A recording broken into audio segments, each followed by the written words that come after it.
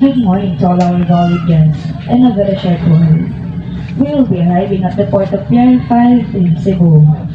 Before disembarking, may request your attention on the following guidelines to ensure smooth, orderly disembarkation and avoid any untoward incident that may occur.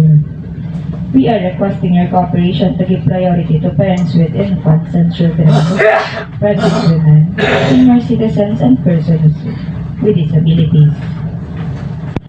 For guests that require any assistance, please don't hesitate to approach any of our staff who are more than happy to assist you. We are glad to be of service to you and looking forward to seeing you again on your next journey. Thank you for choosing to do travel, a part of your travel experience.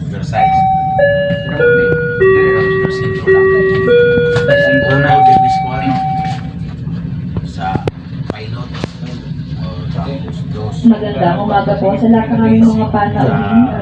Sa ilang sandali po lamang, tayo ay dadaan na sa Pier 5 sa Cebu. Bago bumaba ng barko, aming hinihiling ang inyong pansin sa mga sumusunod na lituntunin upang matiyak ang maayos na pagbaba at maiwasan ang anumang hindi inaasahang insidente ang maaaring mangyari. Hinihiling po namin ang inyong pakikipagtulungan na mabigyan ng prioridad ang mga magulang na may isang bulat ng mga bata, mga buntis, mga senior citizen at mga taong may kapansanan. Para sa mga pasaherong nangangailangan ng gabay at anumang tulong, maaari lamang po ay lumapit sa rin sa aming mga tauhan na handang tumulong sa inyo. Maraming salamat po sa pagpili ng Tugo Travel bilang bahagi ng inyong karanasan sa paglalakbay.